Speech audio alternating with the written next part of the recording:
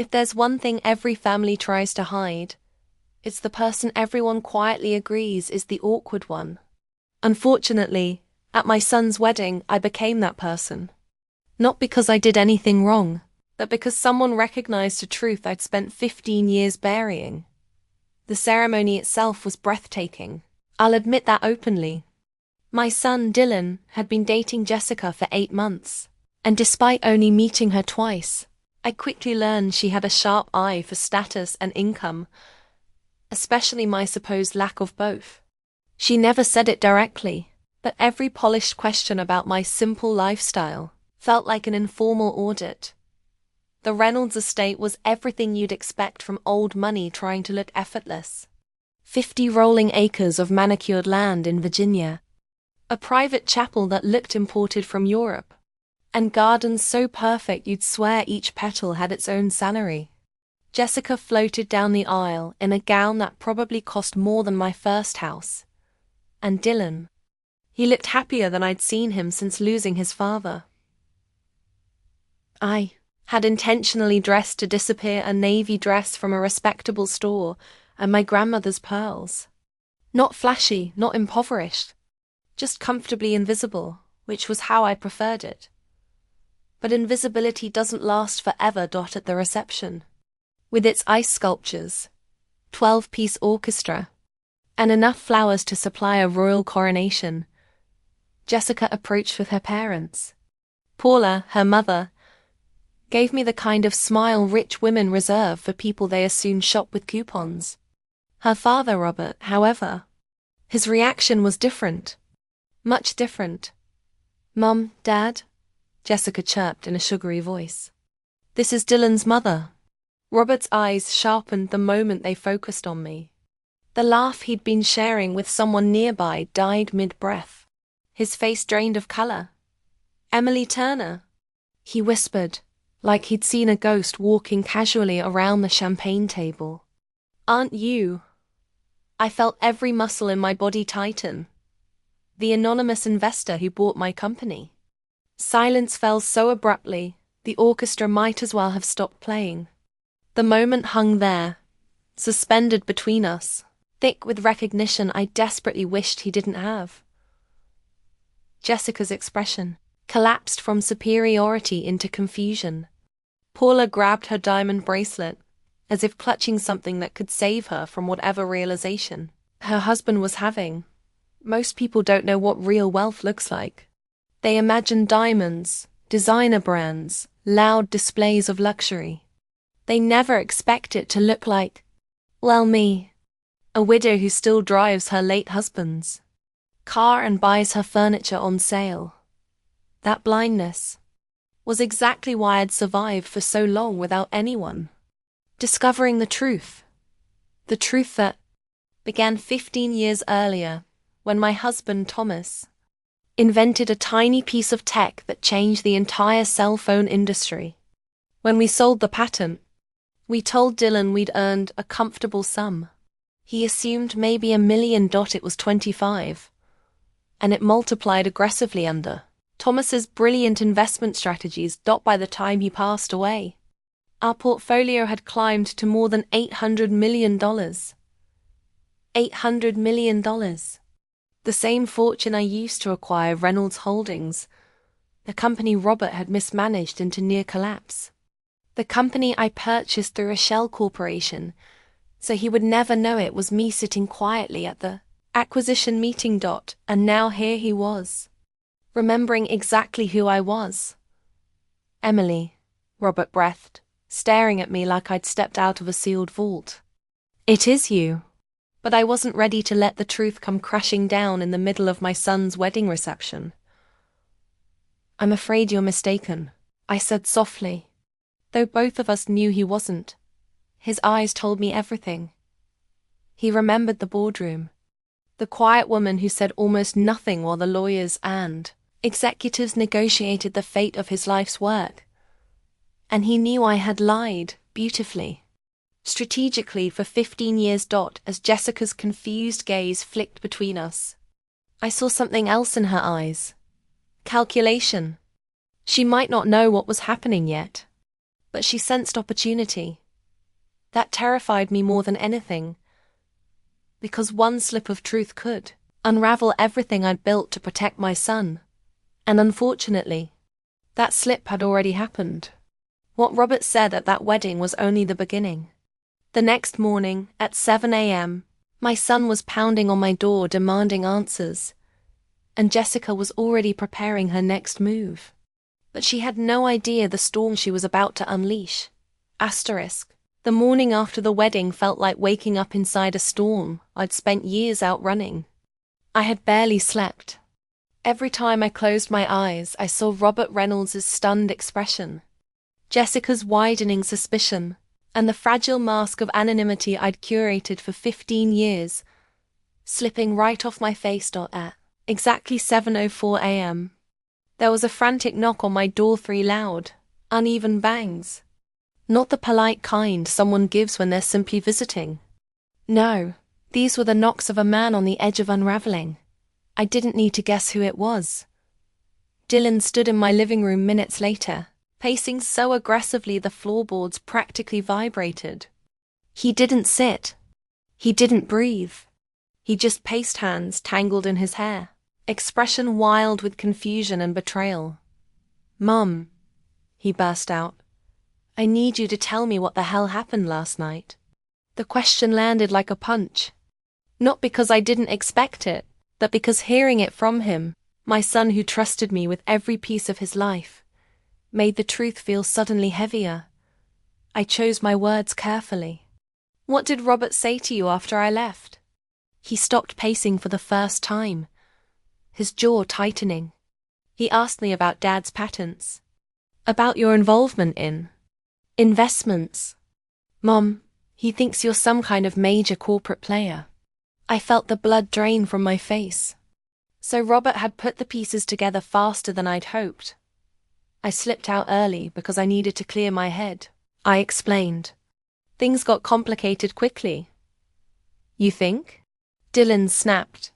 He wasn't yelling, but his voice trembled in a way that made my chest ache. "Mum, all these years I thought we were a normal family. I worked my way up, built my life, and now my father-in-law is telling me you might be wealthy?" He said the word like it was forbidden, and in a way it was. "Dylan," I said gently, "sit down. Please." Before I could begin unraveling the truth, my phone buzzed on the table. A message from an unknown number. Though I knew instantly who it belonged to. Jessica.Emily. "We should talk today." "Lunch?" "There are things Dylan and I need to discuss with you." Dylan's eyes followed the motion of my hand as I picked up the phone. When he saw the message, his face shifted from confusion to dread. "What do you think she wants?" he asked, voice low. "She's not the type to let puzzles stay unsolved," I murmured. "Especially puzzles involving money." His jaw worked nervously. "Mom, please tell me you're not some kind of billionaire." The truth hovered on my tongue, but before I could say anything, Dylan's phone lit up with a call. "Jessica. He answered. Her voice, even from several feet away, carried that overly sweet tone I'd learned to distrust. "Dylan, sweetheart, I was thinking we should all get lunch. You know, talk about some family matters." Family matters. 2 of the most dangerous words in existence. When he hung up, he looked at me with a mixture of fear and hope. "Mom, is there something you need to tell me? About our finances? About Dad? About everything?"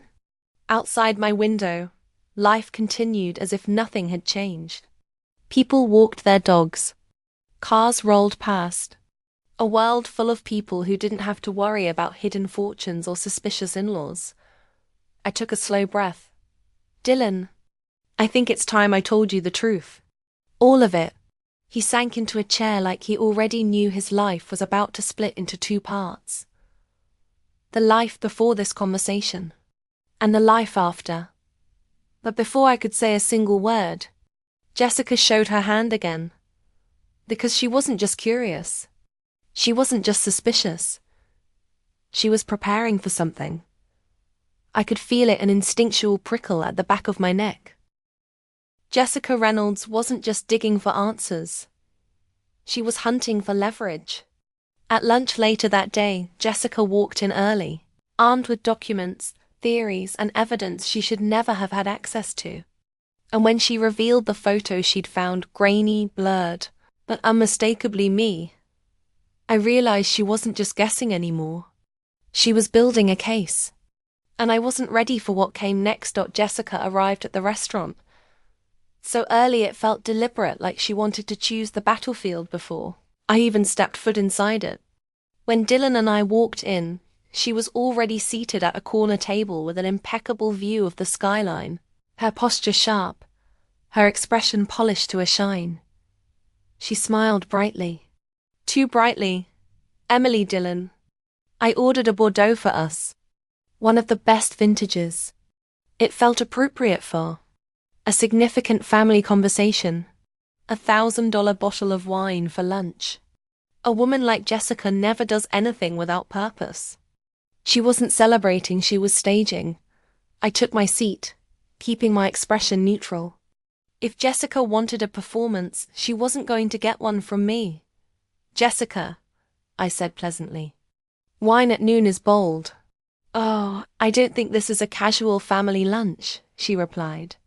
Voice smooth but hiding tension. Not anymore. Her green eyes glittered with something sharp, curiosity sharpened into accusation. We had such an interesting discussion last night with Daddy, she continued, touching her hair in that way she did when she wanted attention. He told me more about the company he sold, the mysterious investor who bought it, the secrecy around the acquisition. I said nothing. I knew she needed to feel like she was building her case step by step. Dylan, sitting between us, looked like a man caught in a lightning storm holding a metal pole. Jessica, he said cautiously, what does this have to do with my mom? She ignored him entirely. You know, she said, turning her attention back to me. I studied corporate finance at Wharton. I've always been fascinated by anonymous investors. They usually have substantial fortunes and very good reasons to hide them. I offered a polite, tight smile. Privacy isn't a crime. No, she said, leaning forward. But it leaves a trail. And that's when she slid her phone across the table. Displayed on the screen was a grainy photo clumped from an online article. The day Reynolds Holdings was acquired. The article itself was nothing special. But the blurry woman in the background, barely visible, half-turned, tucked between executives, looked horribly, undeniably like me. Same navy dress. Same posture. Same purse. Dylan inhaled sharply. His eyes darted between me and the photo. Recognition dawning like sunrise. Jessica watched his reaction with quiet satisfaction. She wasn't trying to prove something to me, she already believed she'd won. She was proving it to Dylan. The resolution is poor, she said lightly. But the resemblance is remarkable. The table fell into a heavy silence, the kind that feels like a vacuum pulling the air out of the room. I finally spoke. It's interesting, I said calmly, how one blurry image can look like anyone. Jessica's smile thinned into a blade. Coincidences are funny, aren't they? Like how someone paid nearly $700 million for my father's company, the same year this anonymous investor disappeared from public view. Or how that investor's silhouette happens to match yours. It wasn't the picture that worried me. It was the intensity in her eyes. The kind you see in people who aren't just curious anymore, but obsessed. Mom, Dylan whispered, his voice cracking. Tell me she's wrong. Jessica sat back, victorious. Emily, she said softly, you've spent a long time pretending to be someone you're not. Don't you think your family deserves the truth? Family. That word coming from her almost made me laugh, because in that moment, staring at Jessica's carefully calculated expression, I recognized something chilling. She wasn't just trying to expose me. She thought she could. Control me. She thought she was. Close to claiming a fortune she believed she had. Married into she had no idea I'd been playing. Different game entirely. Before I could speak, a familiar heaviness settled in my stomach. The walls I'd built for years, legal walls, financial walls, emotional walls, were beginning to crack. And Jessica Reynolds was pushing hard. But I wasn't the only one preparing for battle. 3 days later, sitting in my financial advisor's office, I learned Jessica had already taken the next step, one far more dangerous than a photo. She had hired professionals, the kind who leave no stone unturned. And that was when I realized what she was truly after. 3 days after the tense lunch days filled with unanswered calls, sleepless nights, and a quiet dread that never left my chest, I found myself in the glass-walled office of James Sullivan, my financial advisor for more than a decade. James was a man who rarely displayed emotion. He could look at a market crash with the calmness of someone observing a sunset. Today, however, there was concern etched into every line of his face. "This is unusual, Emily," he said, swiveling his monitor toward me. "Very unusual." He'd pulled up a series of documents, a financial profile that wasn't mine. Not Dylan's, not Thomas's. The Reynolds family. And what I saw nearly made me exhale a laugh. Not because it was funny, but because it explained everything. "You asked for an overview," James said, tapping a folder, "but I don't think you were expecting this." "No," I murmured, scanning the numbers. I wasn't. Jessica's family finances were worse than I imagined. The estate they flaunted like a badge of honor.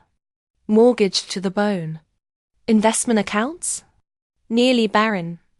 And their lifestyle, the designer clothes, the private events, the horses. The vacations were sustained by loans and credit lines that looked ready to collapse. In other words, the Reynolds family wasn't wealthy. They were performing wealth, desperately hoping no one looked behind the curtain. James continued, "When you acquired Reynolds Holdings, you didn't just buy a failing company. You bought the family's main financial engine. Jessica was supposed to inherit the throne one day." I paused. "So when I took over, I cut off her inheritance before she even had it?" He nodded. "Exactly. From what I've gathered, Jessica practically grew up believing she'd run the company someday. When you stepped in and replaced her father with competent management, you took away her future as she saw it. The realization hit like a cold rush. No wonder she'd been suspicious from day one. No wonder she treated me like competition. No wonder she had investigated me the moment she sensed an opportunity. This wasn't just curiosity. This was revenge mixed with desperation. "James," I said, leaning forward, "you hinted on the phone. There was something else." He grimaced, an expression rare for him. "Yes, someone has been making inquiries about your investment structures."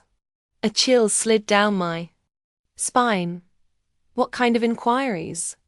"The kind no private person wants associated with their name," he replied. "Requests for information on your shell companies. Questions about ownership disclosures. Attempts to trace acquisition paths." My chest tightened. "From who?" "Hard to confirm," he said carefully. "But based on the patterns, I'd bet significant money your daughter-in-law has hired a private investigation firm." I sat back slowly, absorbing the full weight of it. She had crossed a line, not just socially, not just emotionally, legally. She was trying to dismantle everything Thomas and I had built. Everything I'd protected for Dylan. "She's determined," James added. "Too determined. The investigator she's using specializes in uncovering hidden assets, corporate ownership, and wealthy individuals who like to stay private." Of course she would. Jessica never aimed small. "How vulnerable am I?"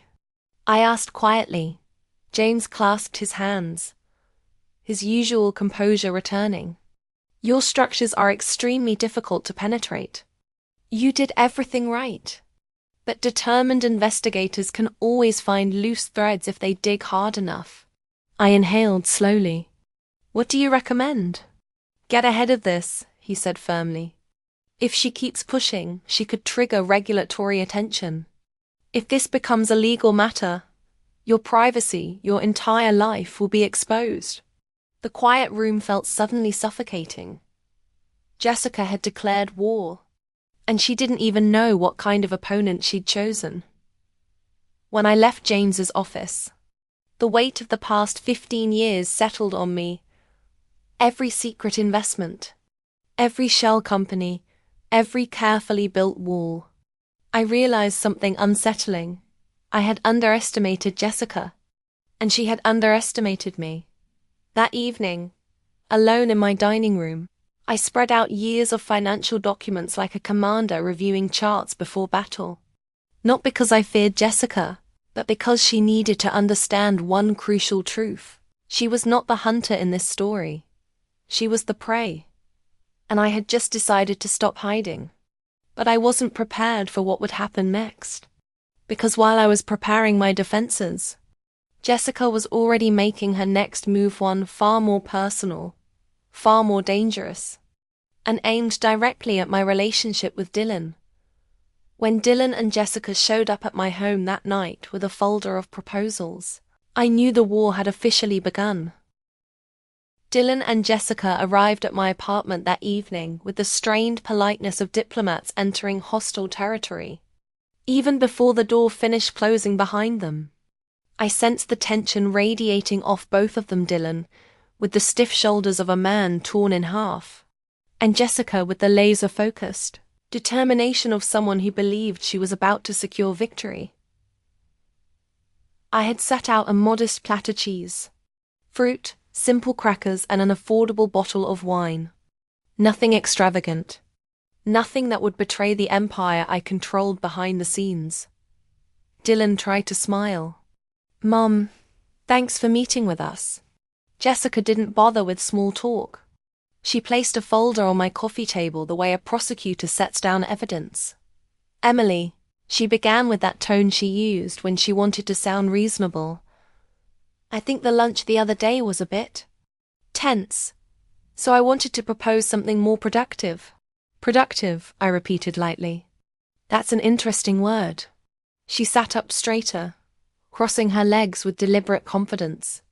I've been thinking about our family's future, all of us. I believe financial unity is the healthiest path forward. I nearly laughed. Financial unity. A pretty phrase meaning let me in. Dylan shifted in his seat. Jessica has some ideas about how we could organize things. Organize?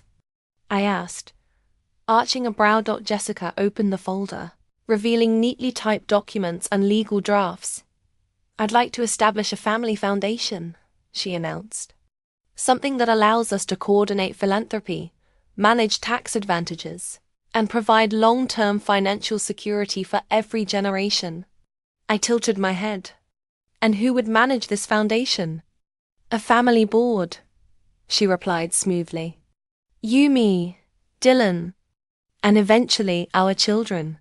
I studied her face, calm, composed, but her eyes betrayed a glimmer of anticipation, like she was finally close to getting what she wanted.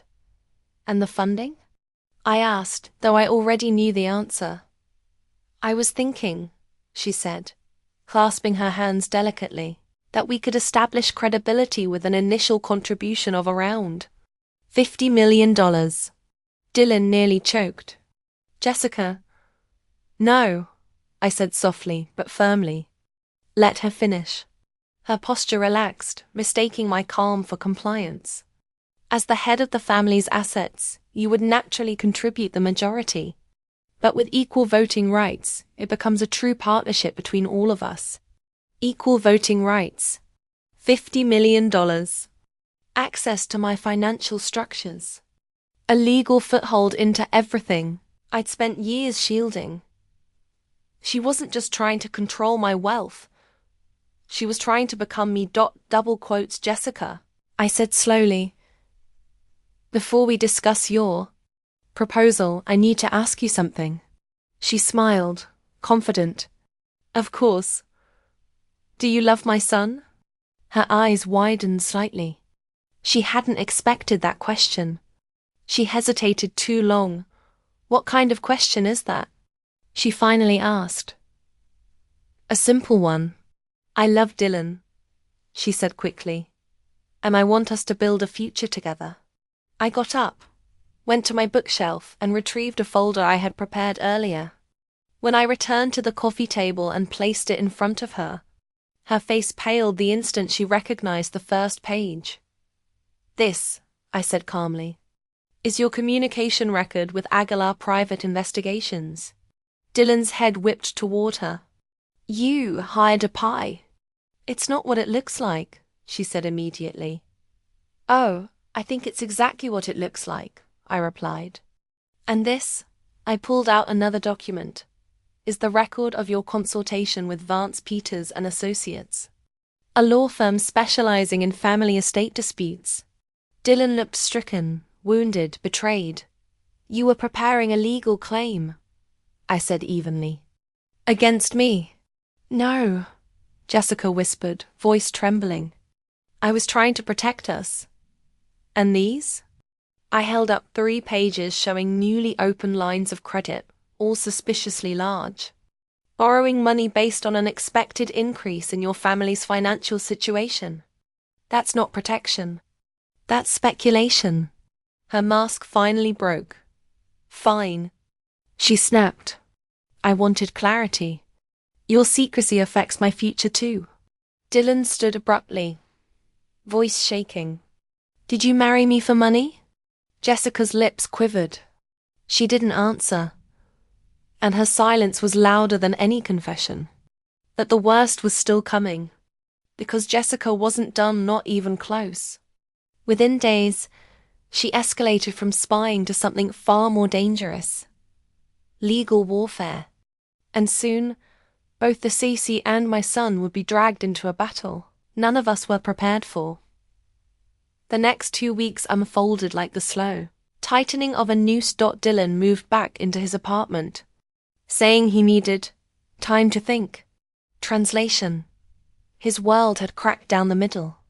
His wife on one side, his mother on the other, and he was trying to balance on the fracture line without falling. Jessica, meanwhile, didn't retreat. No, she advanced. The first blow came early on a Friday morning. I recognized James Sullivan's number, but not his tone. James rarely sounded rattled. Today he did. "Emily," he said without preamble, "we have a situation." My grip on the phone stiffened. "What kind of situation?" "The kind that starts with the letters SEC. My stomach dropped. "What happened?" "Someone has been filing inquiries with the Securities and Exchange Commission about your holdings. Not just casual questions. Formal ones. The kind meant to trigger scrutiny." For a moment, I felt the room tilt. Not because my investments were illegal, they weren't, but because regulatory investigations don't care about innocence.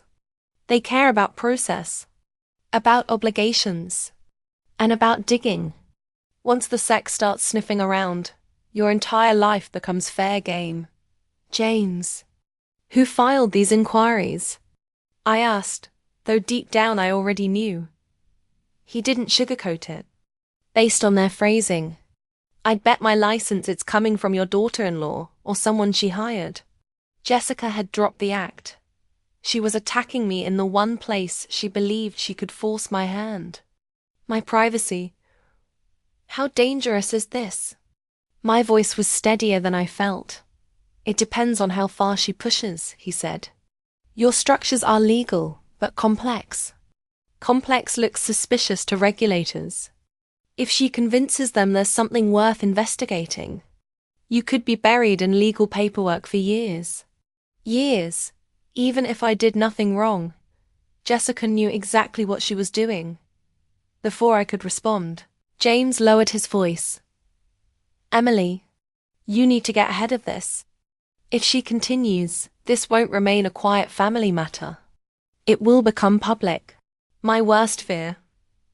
Not losing money. Losing anonymity. After the call, I sat alone for several minutes, my heart hammering. I thought I'd reached the climax of this ordeal: Jessica's investigation, her proposals, the confrontation at my home. I was wrong. Jessica was just getting started. An hour later, Dylan knocked on my door. He looked hollow, exhausted, like someone who'd aged 10 years in 2 weeks. What happened? I asked gently. He stepped inside and closed the door behind him, leaning heavily against it. She filed for legal separation. The words hit me like a cold blade. What? Dylan swallowed hard. Jessica. She filed this morning. Her lawyer told mine she's concerned about potential financial liabilities due to undisclosed family assets. I blinked. She's framing your marriage as a risk. He nodded, jaw trembling. She's claiming that because I didn't know about your wealth. She's been misled and needs legal protection. It was clever, insidious, and it gave her leverage in court. I'm sorry, Dylan, I whispered. Are you? He shot back, pain sharpening his voice. Because it feels like you engineered this whole thing. Like you pushed her until she broke. That's not fair, I answered quietly. I didn't want this. I was trying to protect you.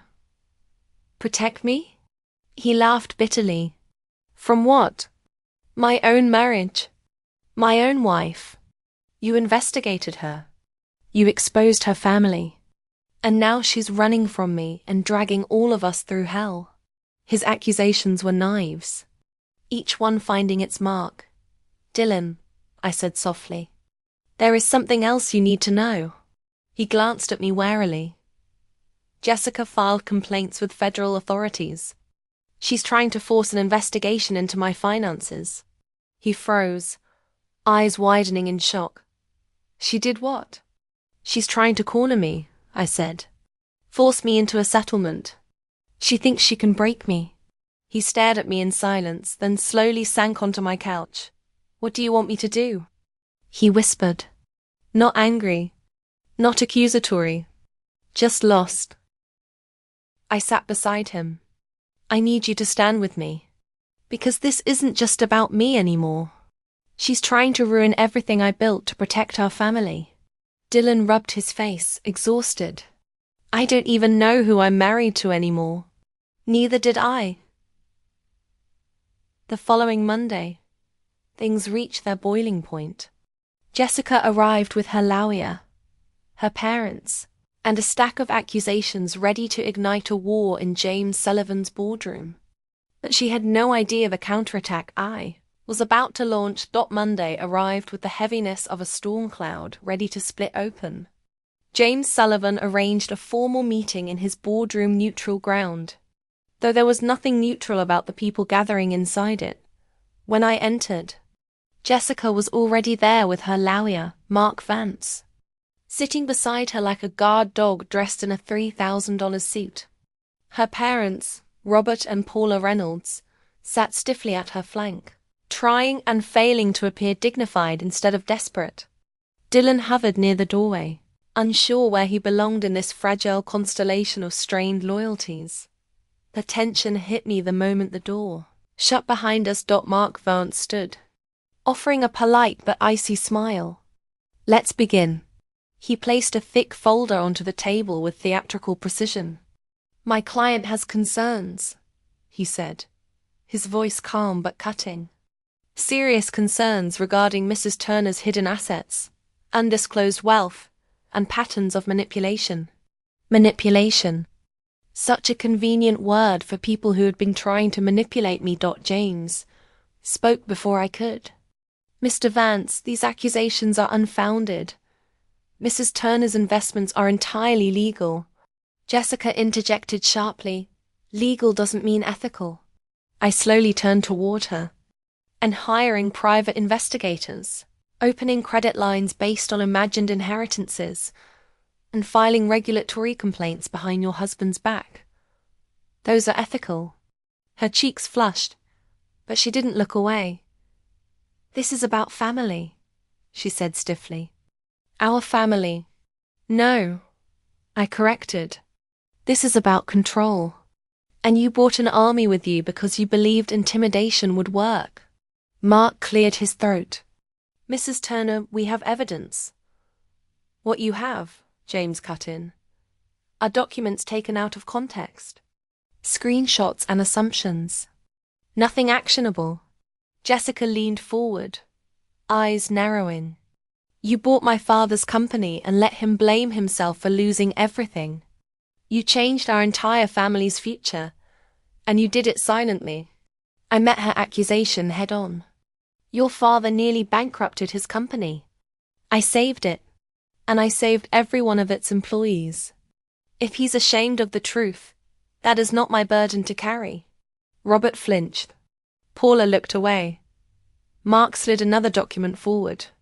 Mrs. Turner, your financial influence over this family is clear. You arranged consulting positions for Mr. Reynolds. You made business decisions that impacted their income. And you investigated Jessica's personal affairs. I investigated her, I said evenly, after she began digging into mine. Jessica's voice sharpened into something cold. You should have trusted your own family. Instead, you treated us like threats. You became threats, I replied, when you tried to dismantle what I've spent 15 years protecting. Dylan finally spoke, his voice quiet but strained. Mom, Jessica, please, this can't just be about money. Oh, but it is, Jessica whispered. Your mother hid her wealth for years. She let us believe she was struggling while she lived like a phantom billionaire. And yet, I replied, I never asked you for a cent. Never demanded anything. You hunted me for what wasn't yours. The room fell silent as I stood, gathering my own folder from my bag. I came here prepared, I said, my voice calm but edged with steel, because I knew Jessica's round of accusations wouldn't end until she got one of two things: control or compensation. Jessica stiffened. This, I said, placing my folder down, is my counter-proposal. Her lawyer straightened. Wary. You will withdraw every complaint you've filed, every inquiry, every investigation. In exchange, I will give you and your parents a settlement. Jessica's eyes gleamed. She thought she'd won. How much? She asked tightly. $5 million, I replied. The gleam vanished. And in return, I continued, you will sign legally binding documents stating that you will never contact me or my son again. The silence was electric. Dylan stared at me, shocked. Mom, Jessica's lawyer leaned in to whisper to her. Even from across the table, I could guess the message. Take it, because this is more than you would ever win in court. Jessica tried to regain her composure. You're trying to buy me off. No, I said softly. I'm buying your absence. Jessica looked at Dylan, desperately hoping for support, for rescue, for anything. But Dylan looked shattered and silent. That told me everything. Finally, Jessica whispered, I need time. You have until noon tomorrow, I said. After that, the offer is gone. And I will let every consequence you started run its course. And that was how the meeting ended. In total fracture, each of us walking out knowing the next 24 hours would change everything. The next morning, just minutes before the deadline, Jessica made her choice, and it sent shockwaves through all of our lives. But what happened after she took the money was the real twist. One none of us expected. Jessica's decision came at 11:47 a.m., just 13 minutes before the deadline I had set. James called me, his tone surprisingly neutral for news that would end an entire chapter of my life. Emily, they're accepting the offer. I didn't feel triumph. I didn't feel anger. I felt closure. That evening, the documents were signed. The settlement transferred. And Jessica, Reynolds armed now with $5 million of hush money, walked out of my family's life without so much as a backward glance. Didn't say goodbye to Dylan. She didn't try to explain herself. Money had spoken louder than vows ever could. Dylan filed for divorce the following week. He didn't cry when he told me. He didn't rage. He simply sat at my kitchen table with a cold cup of coffee and said, "Mom, she chose the money." Those 4 words gutted me more than anything Jessica had ever done. But sometimes, the truth that breaks you is the truth that frees you. 6 months passed, and the storm finally began to fade. My anonymity remained mostly intact thanks in part to Jessica's sudden disappearance and the legal silence she had signed. Dylan slowly healed, even if the scars were still tender. Then on a warm Sunday afternoon, he called me. "Mom, I met someone." I could hear something in his voice I hadn't heard in years. "Hope. Her name is Sarah. She's a teacher. And she has no idea you're, well, you." I smiled. "How can you be sure?" Because when I told her my mom lives in a nice apartment and drives an old sedan, she said you sounded like a woman who knew what actually mattered. That simple comment told me everything I needed to know. A week later, I met Sarah. She hugged me warmly, complimented my thrift store earrings, and asked if I wanted help chopping vegetables. Not once did she ask about investments, assets, or my financial picture. She just saw me a mother, a widow, a person. For the first time in a long time, I felt seen without being evaluated. Eventually, I made a decision that surprised even me. I sold the apartment I'd lived in for 15 years. It had been my cocoon, my fortress, my hiding place. But it had also become a monument to secrecy, to fear, to the years I spent pretending to be smaller than I was, so that others wouldn't feel threatened.